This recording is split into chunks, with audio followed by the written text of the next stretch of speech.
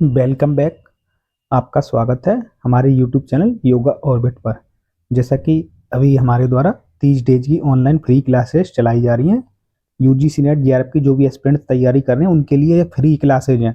तो इनमें हमारे मोस्ट इम्पोर्टेंट जो एग्जाम आने की संभावना है एग्जाम में उन सभी को कराया जाएगा। तो प्रीवियस ईयर में जो भी प्रश्न आए हुए हैं उनको सॉल्व कराया जा रहा। महत्वपूर्ण ये है कि सॉल्व कराने से आपकी क्षमता कैसे विकसित हो रही है, यानी जो एग्जाम में प्रश्न आएंगे तो आप उनको इजीली कर पाएंगे, इन वीडियो को देखेंगे, ये हमारा कहने का मकसद है। तो जो भी साथी अभी पहली बार वीडियो देख रहे हैं और जिन्होंने अभी तक यूनिट फर्स्ट यूनिट सेकंड के वीडियो नहीं देखे हैं तो वो जाकर हमारे प्लेलिस्ट में जाकर देख लें, या वीडियो के डिस्क्रिप्शन बॉक्स में लिंक दे रखी है, उन पर लिंक से जाकर सभी वीडियो देख लें, क्योंकि ये बहुत ही हेल्पफुल है। आज हम इस वीडियो के माध्यम से जो साथी योग के उपनिषद यूनिट 3 में रखे गए, यूनिट 3 अभी चल रही है, जिसमें से पहला उपनिषद का हमारे त्रिशिक ब्राह्मण उपनिषद, इसका हमारे द्वारा वीडियो डाल दिया गया है। बहुत ही इंपॉर्टेंट है त्रिशिक ब्राह्मण उपनिषद, आप इसको बहुत देख सकते हैं क्योंकि इसमें हमारे द्वारा बहुत अच्छे से कवर किया गया है। कोई भी प्रश्न इससे बाहर नहीं जाएगा एग्जाम में, तो आप इसको वीडियो को अवश्य देखें। और आज हम पढ़ने वाले हैं नाद बिंदु उपनिषद, जैसा कि आपने कल वीडियो में बोला था। तो नाद बिंदु उपनिषद ये भी साथियों बहुत ही ज्यादा एग्जाम की दृष्टिकोण से, और योग उपनिषद में, इसमें से योग उपनिषद में 8 उपनिषद रखे गए हैं और इनमें से 9 से 10 प्रश्न हर बार आते हैं। इन यूनिट 3 में से आपको 9-10 प्रश्न अवश्य मिलेंगे एग्जाम में, इसलिए बहुत ही महत्वपूर्ण है। तो आपको ये हम आज कराएंगे, आपको पूरे वीडियो देखना है और हमारे साथ प्रश्नों को लगाना है। जो भी एस्पिरेंट्स न्यू है, पहली बार तैयारी की है, जिनको नहीं पता डायरेक्शन कैसे एग्जाम में प्रश्न आते हैं, कैसे क्या करना होता है, वो तो अच्छे से सीख पाएंगे।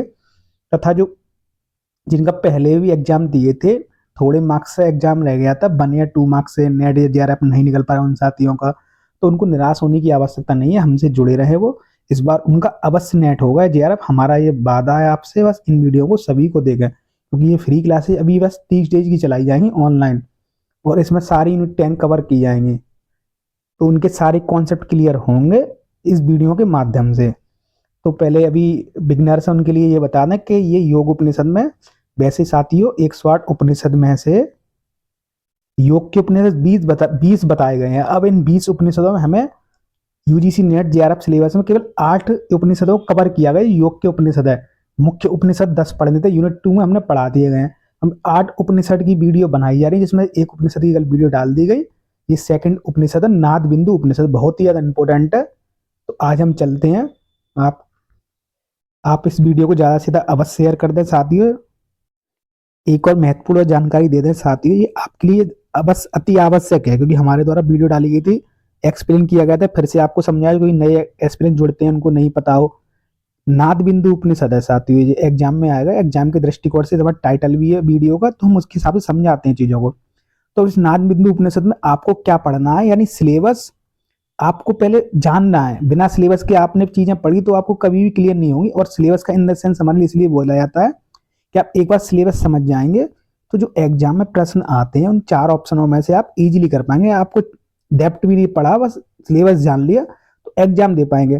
कहने का आशय ये भी, आप आने वाले समय में जैसे अभी प्रश्न आएंगे हमारे द्वारा, अभी हम सिलेबस बता दें, फिर साथ ही सिलेबस बताने का ये फायदा रहेगा कि आप भी जान पाएंगे कि हाँ ये सही बोला था, कि सिलेबस जान लेंगे तो ये चीजें आती हैं। तो आगे वो बताएंगे कैसे। अभी आपको सिलेबस समझ लिए क्या पढ़ना है। जैसे नाद बिंदु उपनिषद में क्या बताया, हंस विद्या बताई गई है।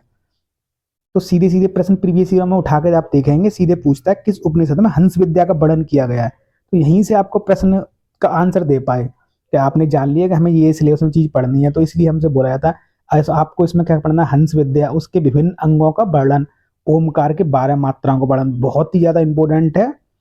ओमकार के 12 मात्राओं का वर्णन, इसमें से प्रश्न में 2 से 3 प्रश्न इसी में से आते हैं।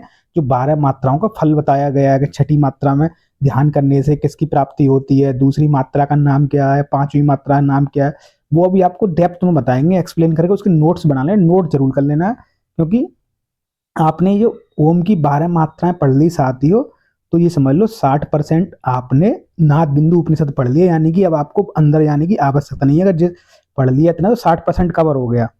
यानी कि अब 3 से 4 प्रश्न आएंगे इसमें से, तो 2 प्रश्न तो इजीली मात्राओं में से आते हैं, तो ये कवर कर पाएंगे। तो इन द सेंस कहने का यही आशा है एक्सप्लेन करने का हमारा, क्योंकि आपको चीजें सभी समझ में आना चाहिए। ये नहीं है कि हमने वीडियो बनाई आपने देख ली और लगाए प्रश्न, तो ऐसा कुछ नहीं है।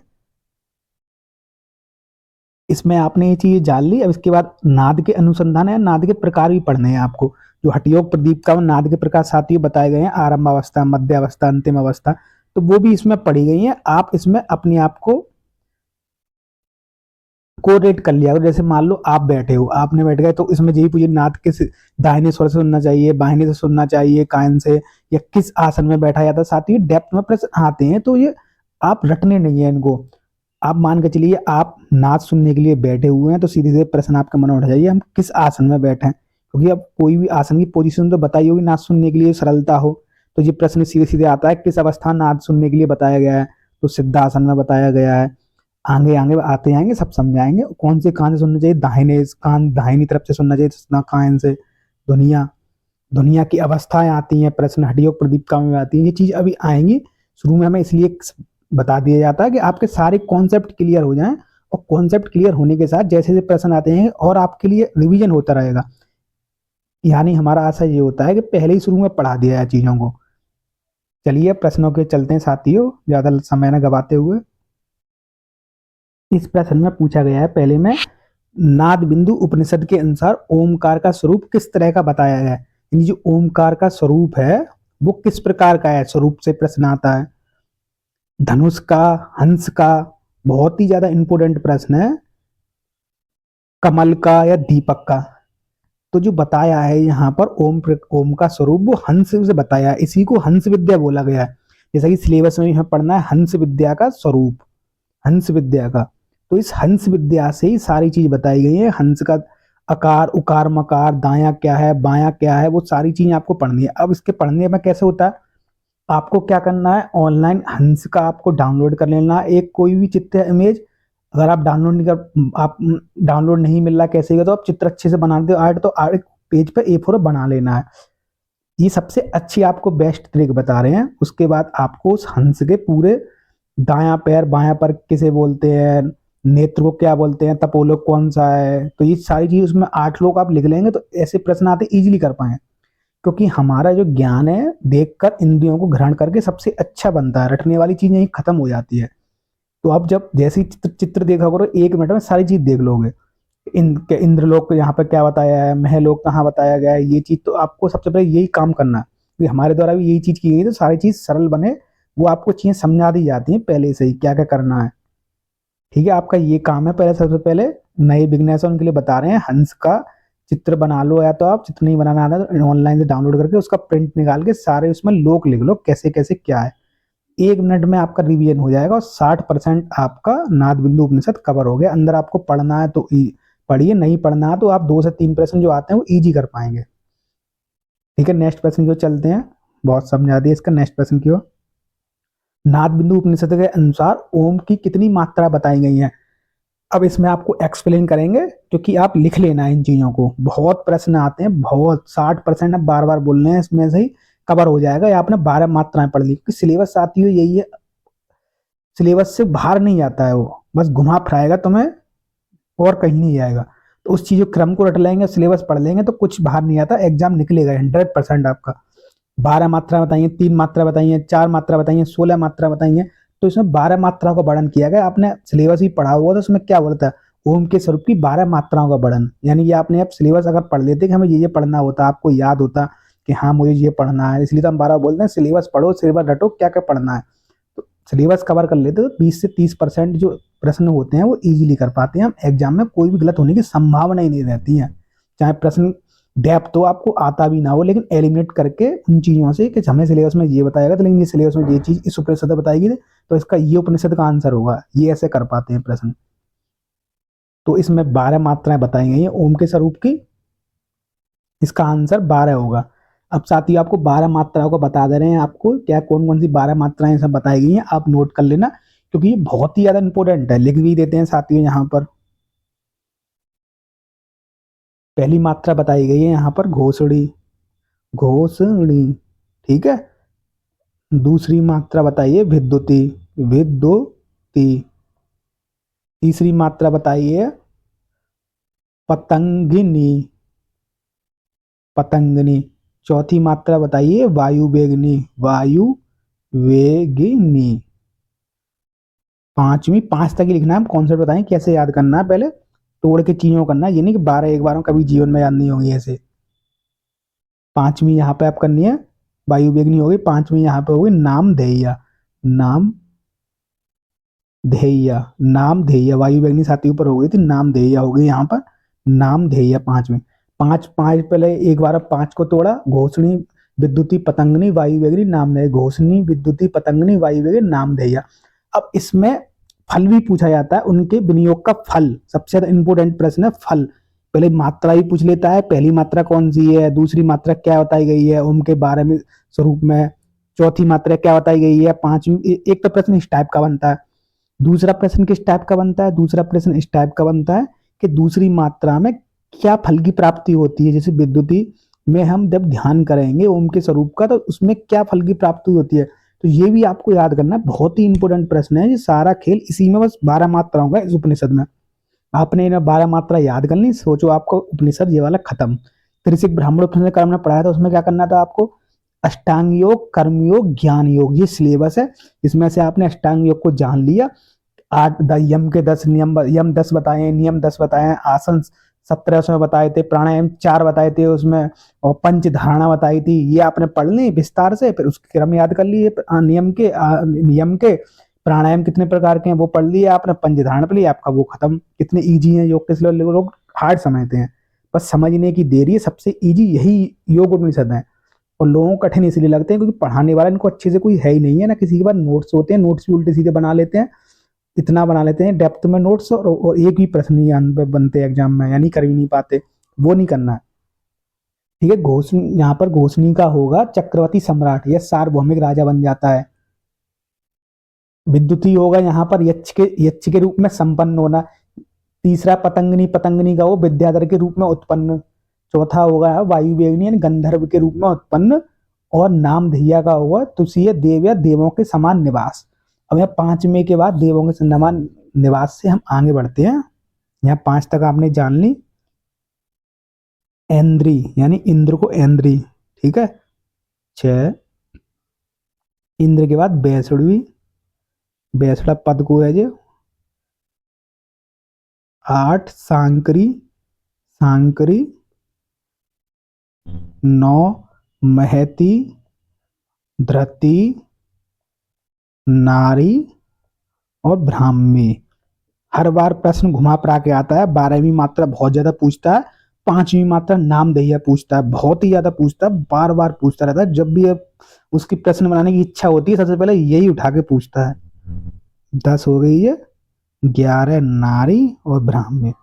ठीक है, इनके अब फल, इसमें ध्यान करने के बाद क्या फल की प्राप्ति होगी, ध्यान करें तो कुछ तो प्राप्त होगा हमें, किस चीज में विजित करेंगे। तो इंद्री के हम जब ध्यान करेंगे इंद्री वाली मात्रा पे, तो इंद्र के समान पदवी हो जाती है।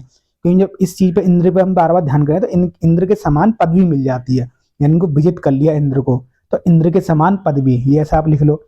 बैसड़ी भी है, बैसड़ी में क्या है, बैसड़ा पद को प्राप्त, यानी पद बैकुंठ को प्राप्त हो जाएंगे। बैसड़ा पर विष्णु भगवान का जो बैकुंठ धाम है उसको प्राप्त है, ऐसा इसमें फल बताया गया है। सांकरी, शंकर भगवान है, उसमें रुद्र बोलते हैं उनको, तो रुद्र की प्राप्ति हो जाती है सांकरी में, रुद्र की प्राप्ति। महती, महती में महलोक, महलोक, महलोक की प्राप्ति, महती। धृति, धृति में जनलोक। जो नीचे के लोग है ना, इसमें कंफ्यूजन होता है, तो इसीलिए आपको बता रहे जनलोक या ध्रुवलोक। 3 बार प्रश्न आ चुका है धरती वाला जे बारे, किस धरती में ध्यान करने से किस चीज फल की प्राप्ति होती है, तो धरती में जनलोक या ध्रुवलोक बोलते हैं। रेज करके दोबारा बताए थे, नीचे 2 बची हैं, नारी और ब्राह्मी।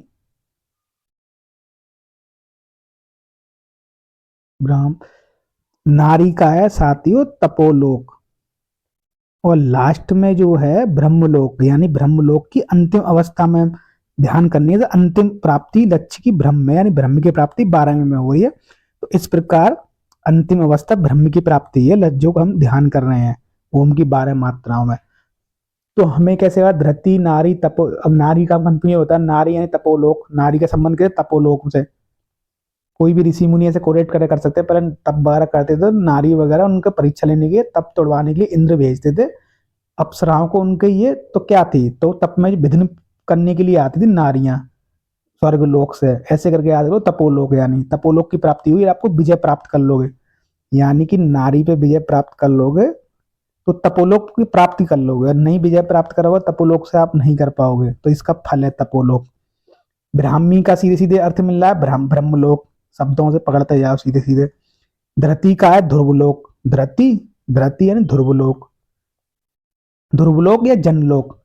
पहले क्या थे, पहले हमारे जो ध्रुव, जनलोक ध्रुवलोक, महती महलोक, महती से पकड़ो महलोक, यहां तक कवर हो गया। सांकरी, सांकरी में फल क्या था, रुद्र की प्राप्ति है, शंकर भगवान रुद्र की वैष्णव से वैष्णव पद की प्राप्ति, इंद्री से इंद्र के समान, यहां तक कोई कंफ्यूजन नहीं होगा 6 मात्राओं के बाद।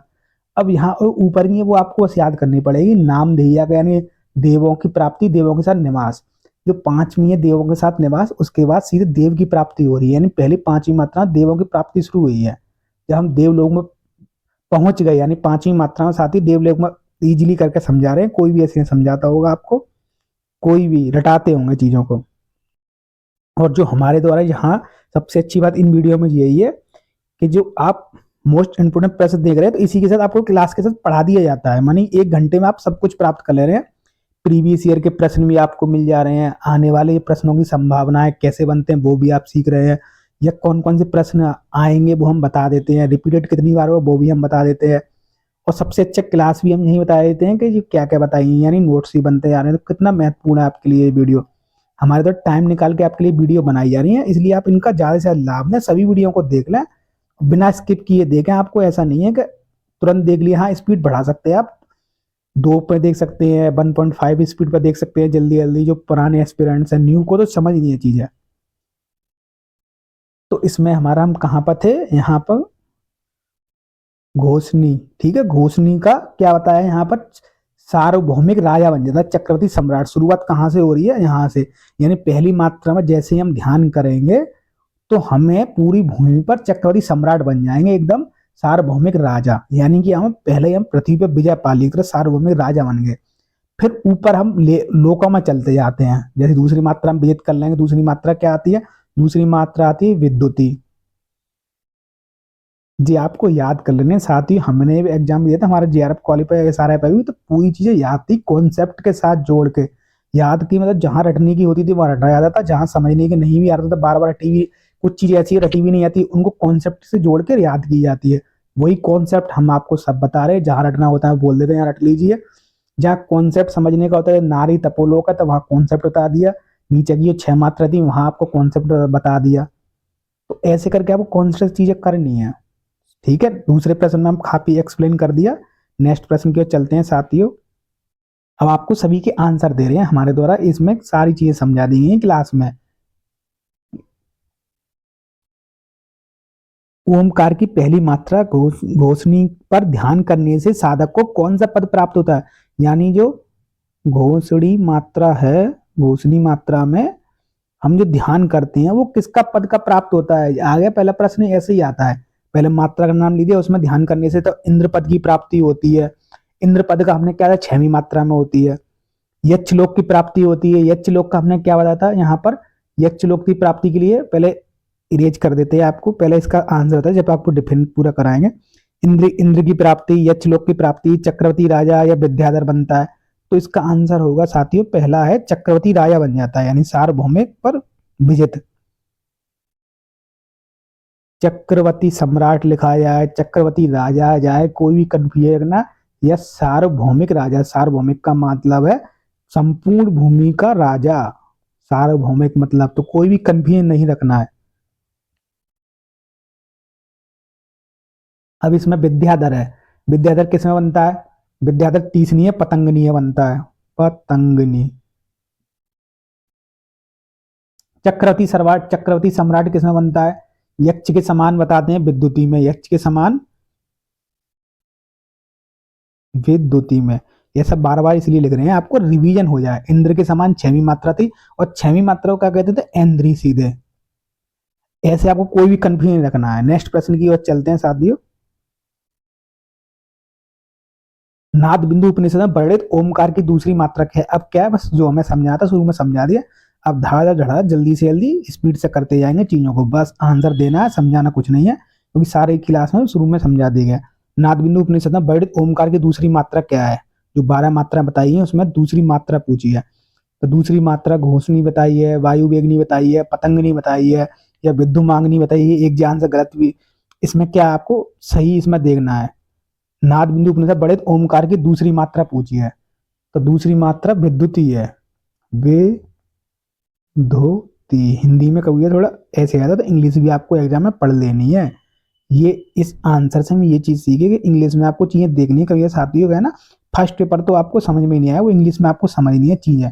और कोई भी सेकंड पेपर योगा में चीजें नहीं आ रही हिंदी में समझ, तो इंग्लिश में थोड़ा चेंज कर लिया। ऊपर ही चेंज करने का ऑप्शन होता है उसमें, यहाँ पर होते हैं 2 ऑप्शन, हिंदी इंग्लिश। तो तुरंत आपको ऑप्शन में आके हिंदी सेलेक्ट कर लो या इंग्लिश सेलेक्ट कर लो, तो ऑप्शन वहीं चेंज हो जाते हैं, फिर दोबारा से चेंज कर लो। तो यहाँ पर इसका आंसर होगा दूसरी मात्रा क्या है, यहाँ पर बताइए विद्युती है। विद्युत विद्युत नाम नहीं लिख दिया है इसमें। नेक्स्ट प्रश्न की ओर चलते हैं। तीसरी मात्रा पतंगनीय, प्राण लगाने पर साधक को क्या आता है? तीसरी मात्रा का आपने बताया, तीसरी मात्रा का साथ ये हो जाता है जब हम सब विजय प्राप्त कर लेंगे तीसरी मात्रा में।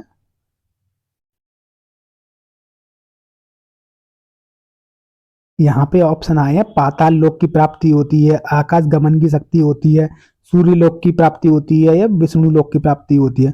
तो हमने तीसरी में क्या बताया था, अभी हम आपको समझाएंगे ये प्रश्न भी कैसे देना है, क्योंकि एग्जाम कैसे घुमाता है वही यहाँ पर घुमाया गया। तीसरी मात्रा में बताया था विद्याधर की प्राप्ति होती है। अब ये विद्याधर किसको बोलते हैं ये भी तो हमें जानना है, कि तुमने सीधे रट लिया, आपने कभी एग्जाम वाला घुमाता है, यहाँ वही घुमाया गया है। तो विद्याधर उसी को बोला जाता है जो विद्या, जैसे तीसरी मात्रा पतंगनी की सिद्धि के लिए साधु क्या होता है, यहाँ पे साथियों क्या होता है, वायु के समान आकाश में विचरण करने का समर्थ प्राप्त हो जाता है हमें। यानी अब हमने इसमें ध्यान किया लंबे समय, तो हमें फल भी तो मिला होगा।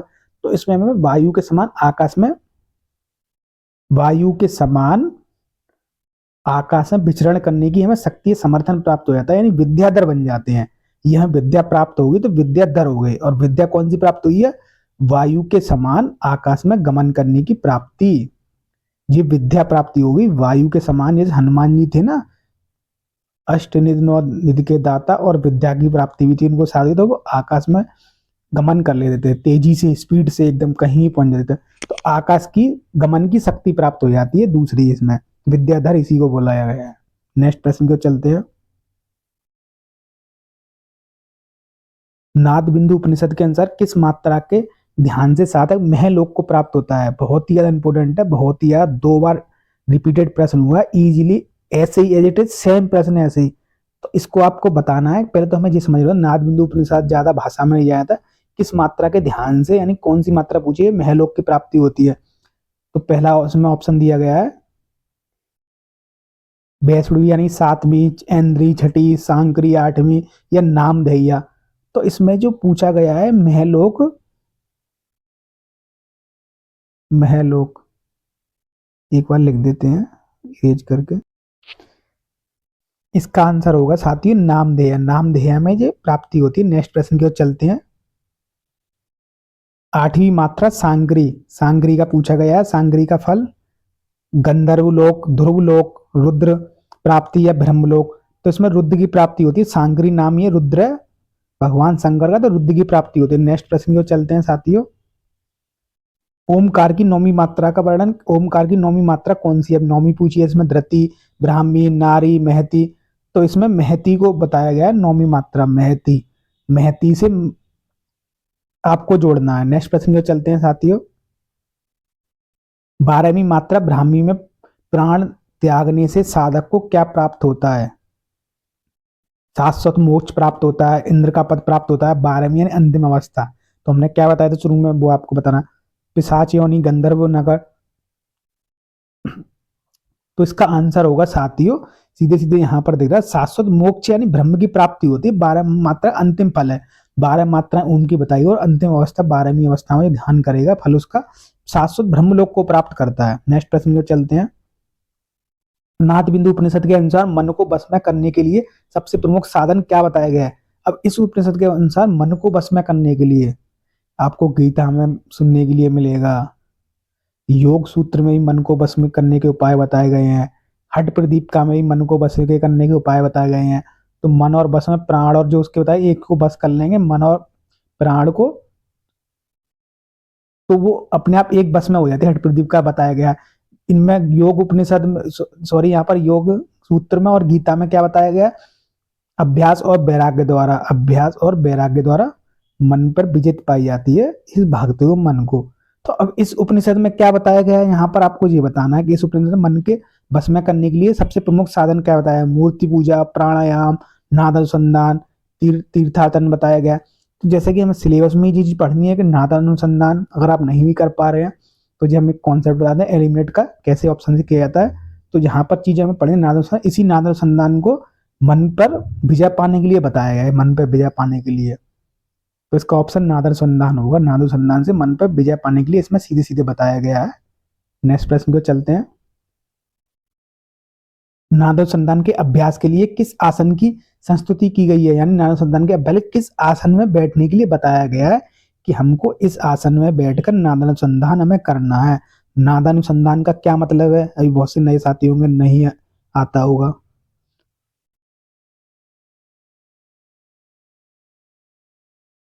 यहाँ पर दो शब्दों से बोला, नाद अनुसंधान, नाद प्लस अनुसंधान। नाद होता है नहीं श्रवण, जो ध्वनिया है अंदर की, जो ध्वनिया है सूक्ष्म ध्वनि, उनको सुनने के लिए नाद। अनाहत नाद भी शब्द आप सुनेंगे आगे आएगा, तो अनाहत नाद होता है यही अंदर ध्वनिया वगैरह है, इसको सूक्ष्म को सुनने के लिए अनुसंधान होता है। अनुसंधान शोध बोलते हैं, सिद्धांत बोलते हैं। तो उस चीज को सुनने या शोध वाले मतलब सिद्धांत को सुनने को यहाँ पर अनुसंधान बोला गया है, जो हम सुन रहे हैं। तो इसलिए नाद अनुसंधान है। अब जी हम जो ध्वनिया सुन रहे हैं नाद की, तो ये तो नहीं खड़े होकर सुन लेंगे, या बोला होगा खड़े होकर सुनो या बैठ के सुनो या फिर लेट के सुननी है। तो इसमें ये चीज पूछी है कि बैठकर हमें सुननी है। अब वो किस स्थिति में बैठने की गई है, इसलिए डेप्थ समझा रहे हैं कि चीजें आपको रटनी ना पड़े। आप अपने आप को मान के चला करो कि हम नादानुसंधान कर रहे हैं, क्योंकि आप योग के स्टूडेंट वगैरह हो, तो 60 से 70% आपको पूरे सिलेबस में पढ़ने के लिए अपने आप को जोड़ना है कि हम ये चीज कर रहे हैं। तो कभी नहीं बोलोगे, 2-3 बार दोहरा लोगे, मैं अगले दिन नादानुसंधान करने बैठा हूँ, फिर दूसरे दिन भी नादानुसंधान करा मैंने। क्योंकि आप जब उपनिषद पढ़ने के लिए बैठोगे तो वो चीजें रटना हो जाएगी कि 12 मात्रा में पढ़ रहे हैं तो इसका ये बताया, इसका ये। आपको डेली लाइफ में धारण करने के लिए वही चीज बोली जाती है। चुपचाप आप अपना आंखें बंद करो, नादानुसंधान में बैठ गए। जो जो नादानुसंधान आपने पढ़ी थी कि ये चीज होती है, तो दाहिने कान से सुनना होता है। सिद्धासन में बैठना होता है, तो सिद्धासन में बैठे। कौन कौन सी दुनिया आपको सुनाई दे रही है, तो वो दुनिया अपने मन में धर ली कि हाँ, मतलब एज्यूम करते हैं ना, हाँ मुझे पहली दुनिया ये सुनाई देगी, मध्य दुनिया सुनाई देगी, या और उन दुनिया को भी दोहरा लेना है मन में बोल के हाँ जी ये सुनाई दे रही है। इससे क्या होगा, आपको भले ही उसमें आपको विजेता सिद्धि प्राप्ति हो ना हो, लेकिन आपका JRF और नेट अवश्य निकलेगा। क्या होगा इससे, आपके सारा रिवीजन बैठे ही बैठे हो गया 5 मिनट में। और खुद से जोड़ के आपने रिवीजन किया ना, सबसे बेस्ट तरीका यही होता है कि आपने खुद से जोड़ के रिवीजन किया। अब आपको कोई भी हराने वाला नहीं है एग्जाम में, कहीं से भी प्रश्न घुमा फिरा के पूछ ले। ये हमारे द्वारा चीजें करके दी गई हैं, और आज हमारा SRF भी है, JRF है। तो ये नहीं है हवाई हवा में चीज बताई जा रही है। इन चीजों को आपको अपने जीवन में अपनाना है। अगर आपको आपको फल प्राप्ति मतलब अच्छा फल पाना है तो एग्जाम पास करना है, इसलिए चीजें बताई जा रही है। तो इसमें ये पूछा गया है कि नाद अनुसंधान किस में करना चाहिए, शवासन, सिद्धासन, पद्मासन, शीर्षासन। अभी आपको बताया सिद्धासन, ये बहुत ही अच्छा, मतलब योग के दृष्टिकोण से हठ योग में तो ये आपको बहुत आसान सुनने को मिलेगा। इसमें बहुत सारी सिद्धियां प्राप्त करने के सिद्धासन लगाया जाता था। तो ये चीज आपको बताएंगे आगे, हठ प्रदीप का पढ़ेंगे। अभी सारी चीज बताते हैं, टाइम साथियों का अभाव रहता है, 28 मिनट हो गए। क्योंकि सबसे अच्छा यही है कि जो हम चीज पढ़ रहे हैं उसको ज्यादा नहीं एक्सप्लेन वो चीज कर दें, ज्यादा बाहर उधर जाते हैं तो वो चीजें भी नहीं हो पाती। हम जो पढ़ा रहे हैं, कहने का आशय ये है। चलिए नेक्स्ट प्रश्न जो चलते हैं। साधक को नाव साधक को नाद, साथ ही नाद लिखा है, सॉरी, साधक को नाद आंतरिक ध्वनि सुनने का अभ्यास किस कान से, अभी कान का आ गया। अभी हमने बताया कि आप खुद को मान के चलिए हम ये चीज कर रहे हैं, कभी नहीं बोलो, रटना भी नहीं पड़ेगा कब मैं दाएं से बोला है कि बाएं से बोला है कि इस ने ये बोला है वो बोला है, कुछ भी नहीं करना आपको। दोनों कानों से एक साथ, बाएं कान से, दाहिने कान से, नाक से। तो इसमें दाहिने कान से बताया, हमारा सीधा हाथ है ना, कोई भी दुनिया है, इनको दुनिया को सूक्ष्म ढूंढने के लिए हमारे दाएं कान से चीजें बताई गई हैं।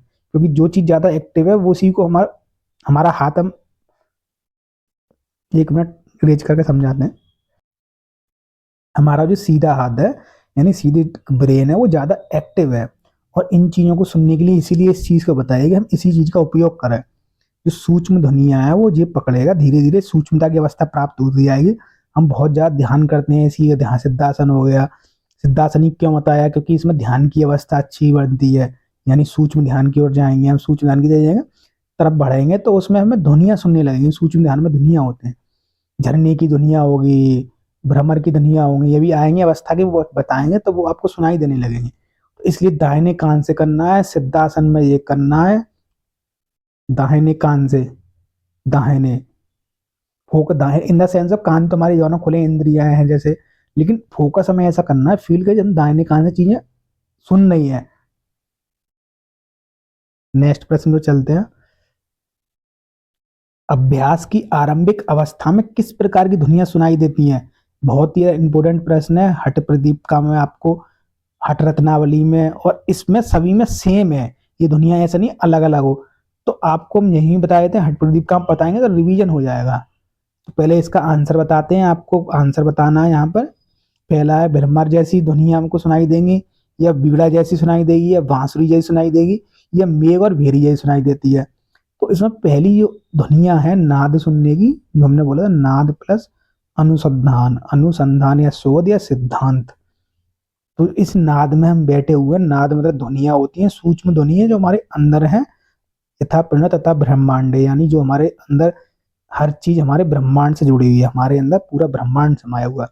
अब उस ब्रह्मांड की ध्वनियां बैठे हुए ध्यान की तरह सुन रहे हैं, तो वो ध्वनियां कौन सी है? पहली अवस्था में सुनाई दे रही है, तो इसमें मेघ और भेरी जैसी ध्वनियां सुनाई दे रही हैं। एक मिनट यहाँ पर लिख देते हैं साथियों, ये आपको साथियों लिख लेनी है, क्योंकि हट प्रदीप का हुआ प्लस हट रत्नावली, और इस लोगों सब में समान है, और यहाँ से प्रश्न आता ही आता है, प्रीवियसली क्वेश्चन उठाना 7 से 8 बार रिपीटेड प्रश्न हुए हैं, ये पूछा ही पूछा है। कभी दूसरी अवस्था का पूछा है, प्रथम अवस्था का पूछ लेता है, अंतिम अवस्था का पूछ लेता है, तो ये पूछता ही पूछता है। और इसका मन हुआ हठ प्रदीप का ज्यादा प्रश्न बनाने का, तो ये हठ प्रदीप का अगर 7 से 8 प्रश्न बना दिए इसने, तो 7 से 8 में यहाँ से पूछ लेगा। 3 से 4 बना पाया तो जो इम्पोर्टेंट है, नए बना रहा है प्रश्न, नए भी बनते हैं हर वर्ष, तो उस फिर नहीं पूछता। लेकिन इसलिए आपको करना है, इन द सेंस ये नहीं है कि हमें जो जो इम्पोर्टेंट है इसी चीज को पढ़ना है। जेआरएफ का मतलब ये होता है, नेट के जेआरएफ के खासकर निकालने के लिए आपको हर सिलेबस में डेप्थ चीज पढ़नी है, समझने के साथ। आपका टारगेट जेआरएफ होना चाहिए, जेआरएफ के लिए आपका तैयारी कर रहे हैं, पैसे मिले, आप अच्छा शोध करें, तो उसका टारगेट रखने के लिए आपको इसी चीज के लिए अच्छी चीज से पढ़नी है। ठीक है, यहाँ हम समझा देते हैं। जो प्रथम अवस्था है साथियों, प्रथम अवस्था बोलिए प्रारंभ अवस्था। प्रथम अवस्था भी लेके आया था, तो अब तो घबराना नहीं है कि ये क्या हो गया, सर ने ये लिख दिया था। इसे प्रथम अवस्था ही बोलते हैं, प्रारंभ, प्रारंभ ही तो हो रहे, प्रारंभ को प्रथम बोलते हैं, प्रारंभ अवस्था। तो इसमें सबसे पहले आता है साथियों समुद्र जैसी आवाज, समुद्र, मेघ, मेघ बोलते हैं बादल को, तो समुद्र, दूसरी मेघ हो गई, तीसरी भेरी, समुद्र लिख देते हैं, नोट कर लो, बोलने से अच्छा एक बार आपको लिख दें, मेघ, भेरी, झज्जर, झज्जर झरने ऐसी आवाज, कोई झज्जर झज्जर भी लिखा जाता है, झरने लिख लो, झरने की ध्वनि, झरने की ध्वनि, या सीधे झज्जर झज्जर लिखा जाता है ऐसे, झर झर जैसी ध्वनि। तो ये है समुद्र, मेघ, भेरी, मेघ, बादल, मेघ आ जाता है कंफ्यूजन करने के लिए। तो समुद्र, मेघ, भेरी, झज्जर जैसी, झरने जैसी ध्वनि आया, पानी झर रहा है, झरने से उतर रहा है। तो ये पहली अवस्था है। फिर इस अवस्था से हम और जैसे ध्यान सुनने हमें एकदम अच्छे से अनुभव अच्छा होने लगता है कि हमें किस टाइप का ये कैसी आवाजें सुनाई दे रही है, ये वो है, तब और उसमें जिज्ञासा जगाते हैं। तो जैसे दूसरी अवस्था में प्रवेश करते हैं इसके बाद, तो फिर दूसरी अवस्था और ध्वनियां अलग अलग हमें सुनाई देने लगती है, जिन्हें मध्य अवस्था बोलते हैं, यानी बीच की अवस्था आ गई, मध्य अवस्था। तो इसमें दूसरी ध्वनियां अलग सुनाई देगी, इसमें बजता है मृदंग, मृदंग, घंटा, नगाड़ा ध्वनि, ये ध्वनियां है। बीच में अवस्था ध्वनियां सुनाई दे रही है, मृदंग की, घंटा की, इसलिए बोला ध्वनिया के, आप कन्फ्यूज ना, कभी ध्वनि शब्द आ गए, मृदंग, घंटा, घड़ियाल, तो ये दूसरी अवस्था सुनाई दिया। अंतिम अवस्था में भी हमारी ध्वनियां है, तो उसमें अंतिम अवस्था ध्वनियां कौन सी है, अंतिम या अंत की, अंतिम अवस्था या अंतिम अवस्था। इसमें बहुत ही ज्यादा इंपॉर्टेंट है किंगनी। अंतिम अवस्था निम्न में से कौन सी ध्वनि से? किंगनी बहुत बार आता है, किंगनी, बंसी या वीणा या भ्रमर गुंजन, ये भी बहुत आता है। भ्रमर भौरा ऐसी ध्वनि किस अवस्था में आती है? तो भ्रमर गुंजन। दोबारा रिपीटेड कर दे, दोहरा देते हैं, आप लिख ले, नोट कर ले। तीसरी अवस्था में आती है किंगनी, बंसी, बीड़ा, भ्रमर गुंजन। ठीक है, ये आपको याद करनी है और आगे प्रश्न आएंगे आपको समझ लेने हैं। ओम की 12 मात्राओं का वर्णन आपने पढ़ लिया, 60% आपने उपनिषद पढ़ लिया। नादानुसंधान यानी कि की अवस्था कैसे की जाती है, कौन कौन सी ध्वनियाँ, ये पढ़ लिया, 10% आपने और कवर कर लिया। अब आपका 70% पूरा कवर हो गया। ये समझ लो, इतनी इजी चीज है, 70% आपने तैयार कर लिया इस नाद बिंदु उपनिषद को। अब जो बाकी 30% बढ़ना, वन लाइनर प्रश्न बनते हैं, क्या है क्या नहीं पूछा, ये चीज पूछी, तो वो हम आपको बताते जाएंगे। नेक्स्ट प्रश्न की ओर चलते हैं। अभ्यास की मध्य अवस्था में कौन सी ध्वनि सुनाई देती है? अब मध्य अवस्था पूछ लिया है इसमें, मध्य अवस्था में अभी आपको इसलिए सारी चीज समझा दी गई थी कि आपको रिवीजन होता रहेगा। ये नहीं है कि वहां आएगी जब भी आपको बताएंगे, इसलिए हमारा कॉन्सेप्ट सबसे क्लियर है। आपको भी इस समय से पढ़ोगे ना तो 100% आपका JRF होगा। मध्य अवस्था की पूछिए यहाँ पर, निम्न में से मध्य अवस्था, मृदंग और घंटा, शेर की दहाड़, कोयल की कूक, समुद्र गर्जन। तो इसका आंसर होगा साथ ही मध्य अवस्था है उसमें मृदंग या घंटा। मृदंग बताया था हमने, कौन कौन सी बताई थी, फिर दोबारा आपको दोहरा देते हैं। मृदंग, घंटा, नगाड़ा, घड़ियाल, ये है मृदंग, घंटा, नगाड़ा और घड़ियाल। ठीक है, नेक्स्ट प्रश्न को चलते हैं। नाद संधान की अंतिम अवस्था में कौन सी ध्वनि सुनाई देती है? अंतिम अवस्था, किंगनी, बंसी, बीड़ा, भ्रमर, बादलों की ध्वनिया, शंख ध्वनि, ढोल नगाड़े। तो इसमें भी हमने आपको बताया था, यहाँ पे साथ ही लिखे भी आगे अच्छे से, अब आपको लिख लोगे, दिख रहा है। किंगनी, बंसी, बीड़ा, भ्रमर, 1 2 3 4, ये 4 ही ध्वनि सुनाई देती है अंतिम अवस्था में। तो आप ये याद कर ले, बहुत ही ज्यादा इंपॉर्टेंट प्रश्न है, 7 से 8 बार रिपीटेड हुआ है। और इसी में घुमा फिरा के अवस्था, 3 अवस्था में से कुछ पूछ लेता है, कभी कोई पूछे अवस्था पूछ लेगा, कभी सीधे सीधे रख लेता है। संघ कौन सी अवस्था में सुनाई देता है, सबसे ज्यादा पूछा है साथियों ये वाला, अंतिम अवस्था किंगनी और भ्रमर वाला। बीड़ा वाला भी पूछ लिया, लेकिन किंगनी किंगनी हम समझ नहीं पाते ना, किंगनी क्या चीज है, तो बहुत कंफ्यूजन होता है। प्रेशर तो होता ही एग्जाम में, और इधर से एकदम उसने रख दिया कठिन सा वर्ड किंगनी, किंगणी क्या है ये, किंगड़ी, यही कंफ्यूजन हो गया वहां पे, तो इसलिए वो रखता है कंफ्यूजन वाला। तो ये अंतिम अवस्था की ये सारी चीजें आप याद कर लेना। नेक्स्ट प्रश्न को चलते हैं। कहने का हमारा ये था, नाद के मन को नाद में लीन करने की उपमा किस जीव से दी गई है? फूलों के रस के पान करता है, यानी ये मन है कि नाद को उपमा किससे जीव से दी गई है, वो जीव का नाम बताना जो फूलों के रस का पान करता है। भ्रमर, भौरा, चिड़िया, तितली, सांप। तो ये सीधे सीधे बताया था। अभी यहाँ पर नाम इसका था भ्रमर यानी भौरा, तीसरी अवस्था का जो था साथियों, भ्रमर गूंज। तो ऐसे है ये, इसका आंसर होगा ऑप्शन ए। नेक्स्ट प्रश्न के चलते हैं।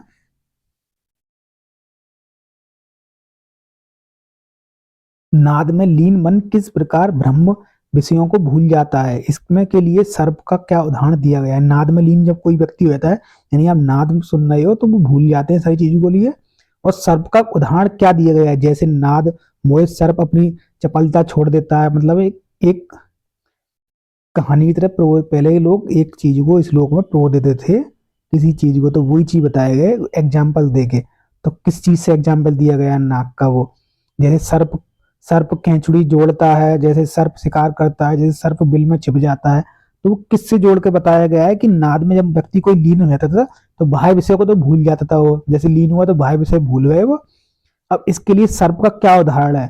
बाह्य विषय भूलने के बाद वो किसके समान अवस्था प्राप्त कर लेता था वो? ये प्रश्न हमें बताना, मतलब समझ के ये प्रश्न का है समझना है।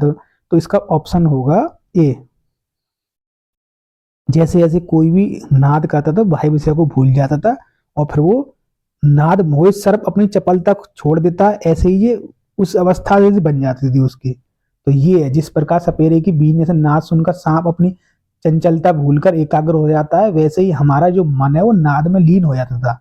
जैसे सांप के सामने कोई बीन बजाते हैं तो वो अपनी सारी हिलना डुलना बस बंद कर देता है, बस वो उसी चीज पे एकाग्र हो जाता है, अपना फन ऐसे दिलाता है, जैसे हम बीन इधर करेंगे तो उधर करेंगे, उधर करेगा इधर करेगा, इतना एकाग्र हो जाता है कि आसपास हम कितना भी हाथ घुमाएंगे उस चीज को नहीं देख पाता है, यानी स्थिर हो गया उसका एकदम वो एकाग्र। वैसे ही हमारा मन इस अवस्था में एकाग्र हो जाता है। तो इसकी तुलना नाग से की गई है, कभी ये सर्प की भी तुलना आ सकता है, प्रश्न डेप्थ में और बनता है, तो ये भी चीज आपको समझ लेनी है कि सर्प से तुलना की गई है। जो नादानुसंधान की अवस्था है, जो बाह्य विषयों से अंदर की ओर जो अवस्था प्राप्त होती है, तो किससे की गई है वो तुलना? सर्प से। नेक्स्ट प्रश्न की ओर चलते हैं। नाद बिंदु उपनिषद के अनुसार मन रूपी पारद पारा को स्थित करने के लिए नाद कार्य क्या करता है? उत्तेजना का, बंधन का, विनाश का, गति प्रदान करने वाला, तो उसमें बंधन बताया गया है। नेक्स्ट प्रश्न में चलते हैं। बंधन के लिए वैष्णवी मुद्रा का संबंध किससे है? शक्ति चालन के लिए, कुंडली जान के लिए, भोजन पचाने के लिए, आंतरिक नाद श्रवण के लिए। तो ये आंतरिक नाद श्रवण के लिए है। पहले हमने क्या बताया था, फिर यहाँ पे बता देते हैं। जब हम नाद सुनने के लिए बैठते हैं ना, तो हम बैठे, सबसे पहले जिज्ञासा ये हमारे मन में जो होनी चाहिए, खुद को सोच के हम खुद कर रहे हैं ये नाद सुनना। तो हमें कौन सी अवस्था में बैठना है, आसन का नाम हमारे मन में अपने आप होना चाहिए। रिवीजन हुआ, सिद्धासन बताया। अब इसमें एक मुद्रा बताई गई है, तो मुद्रा में क्या है, तो वो मुद्रा भी लगानी है आसन के साथ में, तो वही इसमें बताई गई है हमारी मुद्रा, 62वीं मुद्रा। जी आगे भी प्रश्न आएगा, 2 बार प्रश्न आ चुका है, हो सकता है आगे भी आए इसमें मोस्ट इंपोर्टेंट प्रश्न में, लेकिन आपको हम बता दे रहे हैं यहाँ पे 62वीं मुद्रा यहाँ पे बताया गया है। 62वीं मुद्रा में बैठना है, सिद्धासन में बैठना, 62वीं हमें मुद्रा लगानी है, और फिर हमें दाहिने कान से हमें उन ध्वनियों को सुनना है। कौन कौन सी दुनिया सुननी है? जो 3 प्रकार की अवस्थाएं थी वो दुनिया सुननी है हमें। पहली अवस्था की दुनिया थी, हमने बता दें आपको, याद कर लेनी है। दूसरी अवस्था की भी कर लेनी है, मध्य अवस्था बोला जिसे। अंतिम अवस्था है तीसरी अवस्था थी, उनकी दुनिया जो बताई थी अभी, वो आपको याद कर लेनी है। तो तीसरी अवस्था की किंगनी बंसी बीड़ा भ्रमर तुझे सुन लेने हैं। इस प्रकार आपका नाद अनुसंधान पूरा हो जाता है। नाद अनुसंधान आपने पूरा कर लिया तो 10% जो प्रश्न यहाँ से बनेंगे वो आप इजीली कर पाओगे दुनिया समय। 60% आपको 12 प्रकार का जो बताया था ध्यान में फल, वो 70% आपका पूरा तैयार हो गया इजीली। नेक्स्ट प्रश्न पे चलते हैं। जब मन नाद में पूरी तरह से लीन हो जाता है तो वह किस अवस्था को प्राप्त करता है? यानी मन जब पूरी तरह लीन हो गया तो अवस्था कौन सी प्राप्त कर? सर्प से तुलना बताई थी इसकी, कि बाहर से अंदर की ओर आता तो वो सर्प के समान हो जाता है, यानी सर्प एकाग्र हो जाता है, इस तरह हमारा मन भी एकाग्र होता है, लीन हो जाता है।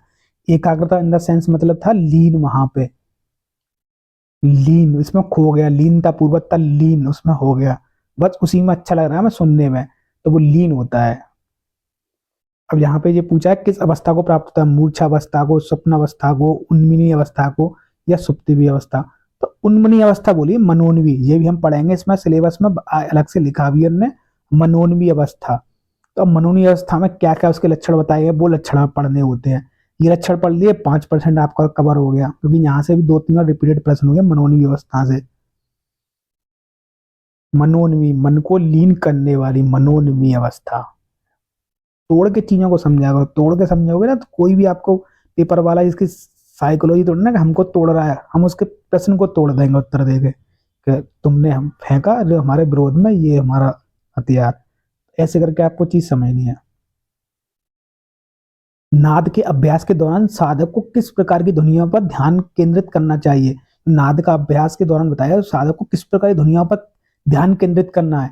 केवल स्थूल ध्वनियों पर, सूक्ष्म से स्थूल की ओर जाना है, या विभिन्न बाहरी आवाजों पर जाना है, या स्थूल से सूक्ष्म की ओर, सूक्ष्म से सूक्ष्मतर की ओर?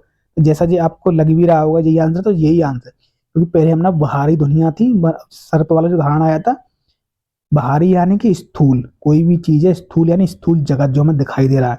स्थूल के बाद अवस्था आती है सूक्ष्म, यानी कि सूक्ष्म स्थितियों में बहुत छोटी बारीकता पर जो ध्वनिया सुनने हैं, उस अवस्था में ध्वनिया सुनने हैं। सूक्ष्मता है वो सूक्ष्मतर स्तर, इसमें हमारा क्या हुआ, मनोन्वी अवस्था प्राप्त होगी मन को। मनोन्वी, इतना तल्लीनता मन हो गया, ऐसे मनोन्वी का अर्थ है तल्लीनता पूर्वक किसी में घुस जाना।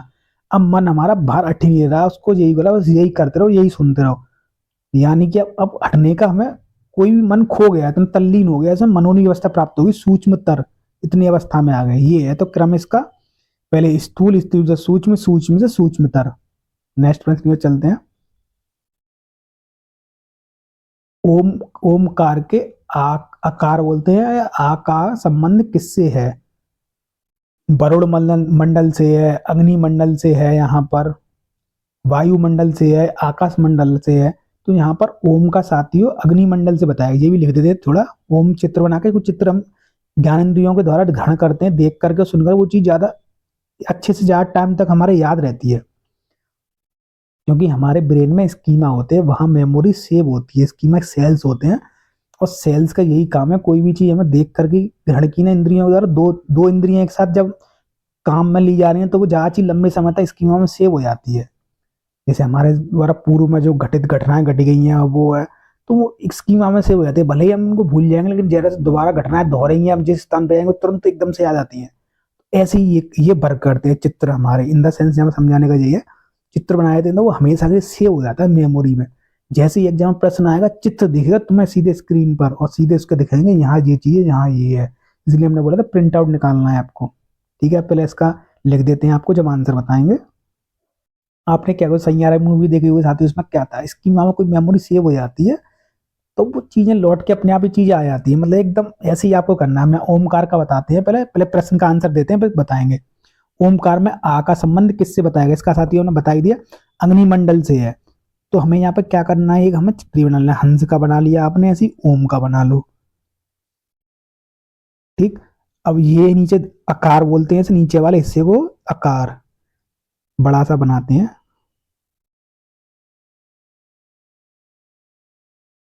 नीचे वाला हिस्सा का है यहाँ पर, ऐसे ही आपको लिखना आकार या दक्षिण। यहाँ क्या है इसका, उकार या उत्तर, उत्तर आकार, उत्तर जी दिशा भी ऐसी कभी लिख देता है उकार। पूंछ को बोला गया मकार, पूंछ है ये मकार। अब पूंछ कभी एग्जाम में भूल भी जाओ कैसे क्या था, सूर्यदेव की किरण आती है समझ लो, ओम जो है, तो जो किरण टाइप का है वो ही है मकार। मकर, मकर राशि ये होता है हमारा, ये कर्क रेखा पर 14 जनवरी को पड़ती है मकर राशि। डेप्थ में चीज समझ नहीं होती, जैसे आप रट पैसे समझ लोगे तो कोई दिक्कत चित्र की तरह, लेकिन और भी चीजें नहीं समझ में आ रही है, कोई भी धूर्त बुद्धि होती है साथी वगैरह नहीं घुसती है, तो उन चीजों को हम समझाते रहते हैं हम भी बार बार, कि हो सकता है कोई ऐसा चीज, कोई भी स्टूडेंट जोड़ा हो नई चीज समझ में आ रही, तो वो भी हम ऐसे बता देते हैं कि उसको रट जाए। ऐसे करके हम कोरेट कर सकते हैं। यहाँ पे हमने चित्र बनाया था, चित्र बनाने के बाद सारी लिख दी यहाँ पे। लिखने के बाद क्या था, यहाँ पे हम सीधे नीचे नोट कर लेंगे, फिर इसके चित्र के नीचे हमने क्या लिखना है, कि जैसे आकार, फिर उकार दूसरी मात्रा, फिर मकार मात्रा, फिर अर्ध मात्रा, अर्ध मात्रा। अब इसमें देव, यहाँ देव, यहाँ मात्रा। दो टाइप के प्रश्न बनते हैं, सीधे मिलान एबी वाले में आ जाएगा ऐसे लिख के, तो मिलान करना होता है। सीधे से वन लाइनर में आता है तो वहां पर पूछे, जैसे जी वन लाइनर प्रश्न है। तो आकार से मतलब अग्निदेव, अकार अग्नि, आ अग्निदेव। उकार यहाँ पे वायुदेव, अग्निदेव वायुदेव। और मकार यहाँ पे क्या है, सूर्यदेव। जब आपने केनोपनिषद पढ़ा होगा साथियों, केनोपनिषद में एक जोड़ते हैं यक्ष की कहानी से इसे। केनोपनिषद में सबसे पहले अग्निदेव गए थे इसमें, तो अग्नि, फिर दूसरे कौन से गए थे, वायुदेव। तो पहले अग्नि यानी गए थे आकार वाले, आकार पहले था इसमें, आकार उकार। ओम की पहली मात्रा आकार है, दूसरी उकार है। बहुत सी चीजें हम क्रम याद कर लें तो आगे पीछे जुड़ने लगती हैं वो, इस क्रम का ये फायदा है। तो आकार पहली आकार, दूसरी उकार, तीसरी मात्रा। उसमें पहले देव कौन से गए थे, अग्निदेव यक्ष को जानने के लिए गए, दूसरे वायुदेव गए, तीसरे वहां पर गए थे इंद्रदेव। तो वहां पे इंद्र, वहां पे क्या थे, यक्ष थे, अंतर्ध्यान हो गए थे। उषा हेमवती मिली थी, उसने समझा था ये यक्ष थे, वो वीडियो नहीं देखे देख लें उसे। तो यहाँ पर सीधे सीधे आपको देव याद कर लेनी है। आकार में वो अग्निदेव संबंधित, आकार मात्रा से, उकार मात्रा से वायुदेव संबंधित है, और मकार मात्रा से सूर्यदेव, कभी भानुमंडल भी लिखा जाता है। और अर्ध मात्रा है उसमें वरुणी देव, यानी वरुणी देव लिखा जाता है, वरुण देव लिखा जाता है। तो ये आपको सीधे सीधे याद कर लेने हैं, और उस चित्र में ऊपर लिख भी लेने हैं। आपको चाहे तो ऐसे नीचे लिख लो, चित्र में आकार उकार मात्रा लिख लो, या फिर उसको नीचे नोट कर लो, चाहे आप उस चित्र में ऊपर ही लिख लो। ऊपर लिखने के लिए जैसे जहां तक नीचे था आकार, शुरुआत तो आकार के यहीं लिख लो, देव का नाम सूर्यदेव, आ से यहाँ पर अग्निदेव, आ से आया अग्नि, यहाँ पर लिख लो उकार, उकार में था यहाँ पर अग्नि। आपको ये पूरा नोट करना है अच्छे से, कोई भी चीज नहीं करनी है। ये चीज है, वीडियो साथ ही ज़्यादा बड़ी हो जाएगी, 50 मिनट का वीडियो, 50 प्रश्न है। जल्दी से आगे चलते हैं, आपको समझाने का यही उद्देश्य था। नेक्स्ट प्रश्न में चलते हैं। ओमकार के उकार का संबंध किस देवता से है? अब इसमें उकार का संबंध पूछ लिया, तो उकार का संबंध का इसमें हमें कमेंट करके आंसर देना है। रुद्र बताया, गणेश बताया, ब्रह्म बताया या विष्णु बताया, तो इसमें आपको हमें बताना है। ठीक है, नेक्स्ट प्रश्न पे चलते हैं। नेक्स्ट प्रश्न पे चलते हैं साथियों। ओमकार की अर्धमात्रा का स्वरूप कैसा बताया गया है? इसमें रंग पूछा है, लाल रंग का, स्थूल या भारी रंग का, विनाशकारी, अनृषक है, तो अनृषक और वाचाम गोचर बताया गया है। अर्धमात्रा तुरीय घोतक है, जो वाणी और मन में पहुंचने से परे है, यानी तुरीय की घोतक बताइए, तुरीय अवस्था, जो अवस्था पढ़ेंगे आप। नेक्स्ट प्रश्न जो चलते हैं। नाद बिंदु उपनिषद किस वेद से संबंधित है? हाँ साथियों, ये भी आपको क्या करना है, हम इस पर बता देंगे लिख के, या क्या करना है आपको। इसमें सभी जो 8 उपनिषद हैं, आपको ये प्रश्न बहुत अच्छा हुआ यहाँ पर आ गया, क्योंकि समझाने की दृष्टि कभी शायद से भूल जाते हैं जी क्या समझाना है क्या नहीं।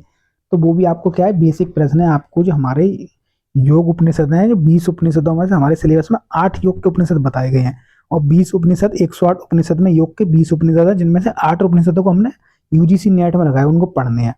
अब जो योग की जो उपनिषद है, वो उन वेदों से भी संबंधित होंगे, जैसे 10 उपनिषद वेदों से संबंधित थे, तो उनके भी हम वेद के पढ़ लें नाम। ऐसी हमें योग की उपनिषद है, इन योग की 8 उपनिषदों के वेदों के नाम याद करने हैं हमें।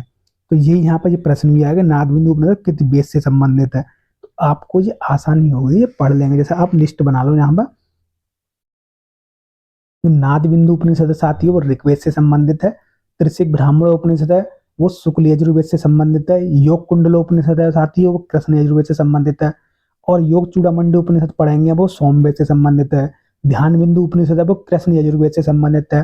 तैत्तरीय तैत्र यहाँ पर लिखा आता है, 2 तरह से है, तैत्तरीय सर्वे उपनिषद कृष्ण यजुर्वेद से संबंधित है। फिर अंतिम 7 में आता है योग तत्व उपनिषद, कृष्ण यजुर्वेद से। योग राजोपनिषद, चतुरंग योग इसमें बताया है, जैसे कि इसमें इसमें कोई भी किसी वेद से संबंधित बताया गया, केवल इसमें 21 मंत्र बताए गए हैं। ऐसे करके ये आपको याद करने हैं। ठीक है साथियों, नेक्स्ट प्रश्न का इसमें पूछा है, नेक्स्ट प्रश्न का आंसर देते हैं, फिर नेक्स्ट प्रश्न को चलते हैं। इसमें आपको बताना है कमेंट करके, यजुर्वेद से संबंधित है, सोमवेद से संबंधित है, अथर्ववेद से संबंधित है, या ऋग्वेद से संबंधित है। साथियों बता दें, आपको नहीं पता, नए स्टूडेंट पुराने तो बता सकते हैं, ऋग्वेद से संबंधित है ये। नेक्स्ट प्रश्न को चलते हैं। मन का विलय किसमें होना चाहिए? यानी जो मन का विलय है वो किसमें होना चाहिए? शून्य शून्य में, अंधकार में, नाद ध्वनि में, या सांसारिक सुखों में? तो मन का विलय किसमें बताया गया है, ये चीजें बतानी है। तो मन का विलय नाद में ध्वनि बताई गई, मनोन अवस्था प्राप्त करने के लिए नाद की ध्वनि है, मन का लय बताया गया है। जब तो मनोनी व्यवस्था प्राप्त हुई, लीन होगा, मन तल्लीन बताया, तभी समझाया था। नेक्स्ट प्रश्न में चलते हैं। नादोत्संधान की प्रक्रिया में विधेय मुक्त अवस्था कब प्राप्त होती है? अब जब इस अवस्था में विधेय मुक्त अवस्था कब प्राप्त होती है? मृत्यु के बाद है, या जब मन नाद में पूरी तरह मिलकर एक हो जाता है, केवल सोने पर प्राप्त होती है, शास्त्र पढ़ने पर प्राप्त होती है? तो जब मन हमारा नाद में पूरी तरह लीन हो जाएगा, मिलकर एक हो जाता है, तब ये अवस्था विधेय होती है। ठीक है, नेक्स्ट प्रश्न को चलते हैं। ओमकार की ओमकार की आ मात्रा का रंग वर्ण कैसा है? अब इसमें रंग वर्ण पूछ गया डेप्थ में, नीला, श्वेत, रक्त, अग्नि जैसा, कृष्ण। तो इसमें ओमकार की मात्रा का यहाँ पर बताया है, रक्त जैसा लाल बताया गया है आ मात्रा का। नेक्स्ट प्रश्न को चलते हैं। ओमकार के ध्यान के लिए तेज की धारा जैसी उपमा का अर्थ क्या है? चिकनाई युक्त, फैला जाना, धीरे धीरे गिरना, अविच्छिन्न। तो अविच्छिन्न सीधे सीधे यहाँ पर बताया गया है कि तेल जैसे तेल की धारा, यहाँ पर लिख के बताते हैं एक मिनट साथियों। जैसे तेल की धारा बिना छूटे गिरती है ना, वैसे ही क्या है, ओमकार का नाद है, ध्यान है ना, वो लगातार दीर्घ घंटा तक बैठे रहते हैं, तो वो उस प्रकार ही गिर रहा है। तो इन द सेंस यहाँ पर ये है ऑप्शन डी का मतलब समझाने का। अविच्छेदन मतलब लगातार आप श्रवण कर रहे हैं, वो गिर रहा है। क्योंकि किसी अलंकार का मतलब ये होता था पहले, अलंकार मतलब किसी की तुलना किसी से की जाए, तो वही चीज तुलना कर दी गई है। सर्प की तुलना कर दी गई वहां, यहाँ तेल जैसी तुलना कर दी गई चिकनाई से। तो ये चीजें हैं, अलंकारित करना चीजों को। नाद में मन के लय होने को किसकी उपमा दी गई है? जैसे दूध, दूध मिल जाता है, तेल, घी, पत्थर, पानी। तो इसमें पानी ऐसे मिल जाता है ना, जैसे पानी दूध में मिलकर एक हो जाते हैं ना, वैसे ही हमारा मन है ना, मन नाद में मिलकर यानी ब्रह्म में लीन हो जाता है। जैसे दूध प्लस पानी मिल जाता है, पर पानी उसमें निकाल नहीं सकते। ऐसे ही क्या, जब इस अवस्था को हम प्राप्त कर लेते हैं तो हमारा मन प्लस ब्रह्म यानी अंतिम अवस्था इसमें इतना तल्लीन हो जाता है कि फिर उसमें फिर हम बाहर नहीं आती, तो अवस्था मनोनी अवस्था प्राप्त हो जाती है। एक तरह से ये चीज बताई गई है इन द सेंस। 31 प्रश्न की ओर जाते हैं।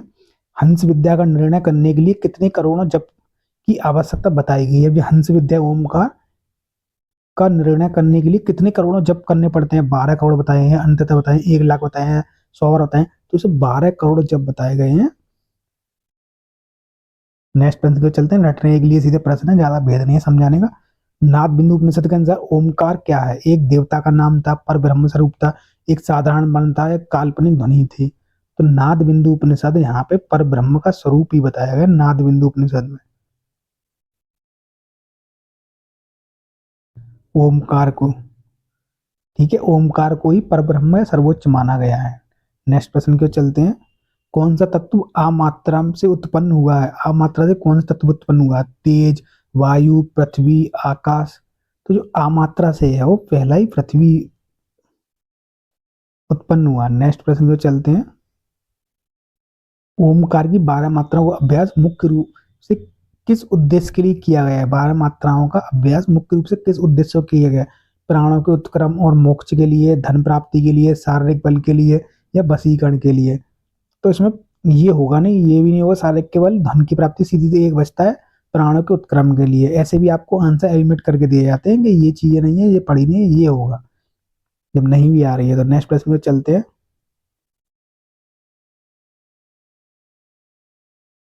योगी को काष्ठवत यानी लकड़ी के समान कब हो जाता है? ये उसी के उदाहरण है। नाद में लीन होना, सोते समय, आलस में, भोजन के बाद। तो जो नाद में लीन हुआ है, नाद में लीन होता है, मनोन्वी अवस्था प्राप्त हो रही है, तो उस मनोन्वी का लक्षण है कि लकड़ी के समान है, काष्ठ के समान हमारा काष्ठवत हमें अवस्था प्राप्त होती है। तो 5 लक्षण बताएंगे, तो वही चीज है यहाँ पर। नेक्स्ट प्रश्न को चलते हैं। नाद बिंदु उपनिषद में चित्त की तुलना किससे की गई है? जो नाद रूपी गंध को मोहित करता है, चित्त की तुलना किससे की गई है? हाथी से, या भृंग भौरे से, बंदर से, शेर से? तो भौरे से नाद की गई है। नेक्स्ट प्रश्न। नाद की ध्वनियों को दबाने के लिए एक साथी बहुत बड़ा वीडियो हो गया, इसीलिए क्योंकि समझाने डेप्थ में ज़्यादा समझाने का वीडियो साथ ही हो ही जाता है, क्योंकि इसमें हमने 2 चीज़ की हैं। हमने एक तरह स्टडी नोट्स की तरफ पढ़े, सारी चीज़ें कवर की, और इसमें हम उसके से प्रश्न भी लगा रहे हैं जो मोस्ट इंपोर्टेंट है, आने की संभावनाएं है, प्रीवियस ईयर क्या क्वेश्चन है। इस कारण वीडियो ये बड़ी हो जाती है, एक ही वीडियो में सब कुछ मिल जाता है। नाद की ध्वनियों को दबाने के लिए किसका प्रयोग नहीं करना चाहिए? मन को नाद से हटाना, उपयुक्त सभी बाहरी वाद्य यंत्रों को, या चित्त की चंचलता को। तो मन को नाद से नहीं हटाना चाहिए, ये चीज बताई गई है। नाद की ध्वनियों को दबाने के लिए किसका प्रयोग नहीं करना चाहिए? मन को नाद से हटाए, यानी कि ध्वनि प्राप्त आपको अवस्था प्राप्त करनी है, तो उसमें मन को नाद से हटाना नहीं है, यानी बार बार हटाते जा रहे हैं। ये चीज है ना प्रश्न का कहने का अर्थ। वैष्णवी मात्र या सातवीं का फल क्या होता है, ये आपको बताना है। वैकुंठ का, ब्रह्मलोक का, शिवलोक का, चंद्रलोक का। तो वैकुंठ है, यानी वैकुंठ का मतलब वैष्णव पद को प्राप्त, 7वीं मुद्रा। चौथी मात्रा वायु वेगनी पूछ लिया। वायु वेगनी में प्राण त्यागने के फल के त्याग पर क्या होता है? सूर्यलोक, यक्षलोक, भयलोक, इंद्रलोक। तो यहाँ पर यक्षलोक की चौथी अवस्था में क्या बताया था? 7वीं, यहाँ पर चौथी अवस्था में यक्षलोक की प्राप्ति होगी यहाँ पर हमारी। जो यहाँ पे क्या है, पहले लोगों के साथ कंफ्यूजन हुआ था, एग्जाम के दृष्टिकोण से भी उन्होंने दे दिया। तो ये चौथी अवस्था इसलिए कम देते हैं क्योंकि किसी ग्रंथों में कहीं कहीं थोड़ा रेफरेंस थोड़ा अलग लिखा है। जैसे यहाँ प्रश्न आ गया, इसमें आंसर ही नहीं दिया उसने। जैसे चौथी अवस्था किसी किसी में क्या है, यक्ष लोग भी साथियों लिख देते हैं कुछ, और कहीं गंधर्व भी लिख देते हैं। तो इसका सही आंसर तो गंधर्व होगा, लेकिन यहाँ इन्हें दिया नहीं, तो यक्ष लोग इनका काउंट किया है। तो ये है, तो इन चीजों से वो भी बचते हैं प्रश्न देने में, इससे ज्यादा विवाद ना हो, गलत नहीं हो, ये चीज है। नेक्स्ट प्रश्न की ओर चलते हैं। नाद बिंदु उपनिषद के अंत में सर्व यानी सब कुछ भूलकर कहाँ रमण होने का उपदेश दिया गया है? चिदाकार, चेतना के आकाश में, वन में, स्वर्ग में, घर में। तो चिदाकार चेतना के आकार में बताया गया है, नाद के अंत में सब कुछ भूल जाना, रमण हो जाना उसी में। नाद बिंदु उपनिषद में वर्णित ओमकार रूपी हंस के शरीर को किस अंग से अर्धमात्रा कहा गया है? अब जो हंस है उसके शरीर को किस अंग से अर्धमात्रा कहा गया है? अर्धमात्रा की तुलना की गई, आंख से, पैर से, शरीर से, सिर से। तो ये सिर से करी गई है, सिर से। ठीक है, नेक्स्ट प्रश्न को चलते हैं। ओमकार की 11वीं मात्रा नारी में प्राण त्यागने से, नारी आपको समझाया था, नारी। तो सत्यलोक, महलोक, जनलोक, तपोलोक। तो हमने अभी आपको बताया था नारी ये 10वीं है। नारी क्या करते, पहले आपको कौन सा तपोलोक है, तप को स्वर्ग से अप्सरा में इंद्र भेजते थे। इंद्र का सिंहासन में जो ध्यान करते थे, ध्यान द्वारा इतनी शक्ति ग्रहण करते थे तो इंद्र के सिंहासन हिल जाता है। ऐसी पूरी कहानियां बताते हैं। तो उनके लिए इंद्रदेव भेजते थे अप्सरा वगैरह को ध्यान तोड़वाने के लिए। तो यहाँ पर इन द सेंस समझाने का ये है कि आपको तपोलोक याद हो जाए, यानी कि नारी जो बताई है मात्रा, उसमें तपोलोक की प्राप्ति होती थी। प्राप्ति का मतलब सिद्ध कर लेंगे तो फिर तपोलोक मिल जाएगा, नहीं वो तपस्या को आपके तप को तोड़ नहीं पाए। तो हमने तपोलोक जीत लिया। नेक्स्ट प्रश्न चलते हैं। नाद श्रवण के अभ्यास में मन की तुलना उस हिरण्य मृग से की गई जो किसके जाल में फंसा रहता है? नाद श्रवण के अभ्यास में मन की तुलना उस हिरण से की गई जो किसके फंसा रहता है? शिकारी रूपी नाद में, काम रूपी वन में, इंद्रिया रूपी सिंह में, संसार रूपी कूप में। तो शिकारी रूप में ये व्याघ्र है ना, शिकारी रूप में भी नाद में रहता है। यानी कि जैसे संगीत सुनकर हिरण मोहित हो जाता ना साथियों, उसी प्रकार क्या शिकारी यानी व्याध है उसे पकड़ लेता है, वैसे ही नाद मन को मोहित करके उसे मार देता है, यानी विलीन कर देता है। एक तरह की उपमा दी गई है, ऐसे करके उपमाएं दी जाती थी, अलंकृत की जाते थे, वो चीज है यहाँ पर। ओमकार की 10वीं मात्रा, तब धरती का पूछ लिया। ओमकार की 10वीं मात्रा केवल जनलोक से, सारा हमने शुरू में बता दी शुरू में, तो इसलिए इसे मैं टाइम नहीं देना ज्यादा। आप शुरू में वीडियो देखेंगे सब समझ गए होंगे। मध्यम अवस्था में साधक को निम्नलिखित में कौन सी ध्वनियां सुनाई देती हैं? ये भी आपको समझा दिया। मध्यम अवस्था में कौन सी देती है? शंख और घंटा सुनाई देते हैं मध्यम अवस्था में। तीनों अवस्थाओं को लिख दिए गए थे, नोट्स बना लूंगा आई होप, तो पेपर में आएगा तो आप इजीली कर पाएंगे। 10% जो बताया था वो यहाँ से कवर हो गया आपका। नेक्स्ट प्रश्न की ओर चलते हैं।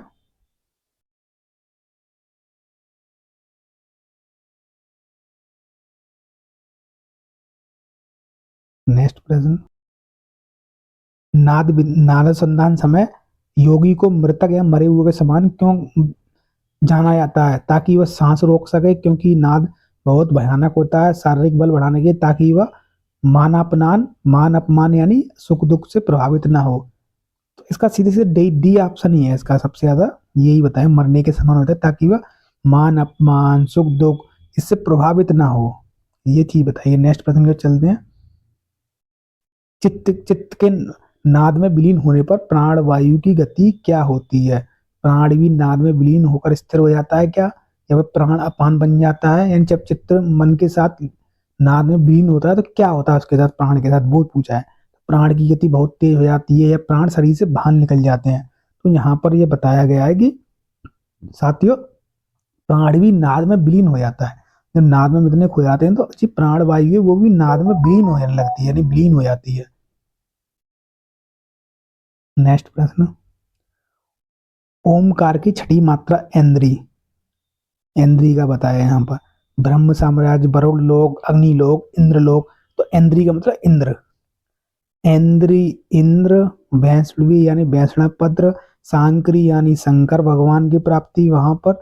ऐसे करके आपको कोरेट करके याद कर लेंगे। इंद्र मतलब ऐन्द्री मतलब इंद्र के समान पद की प्राप्ति।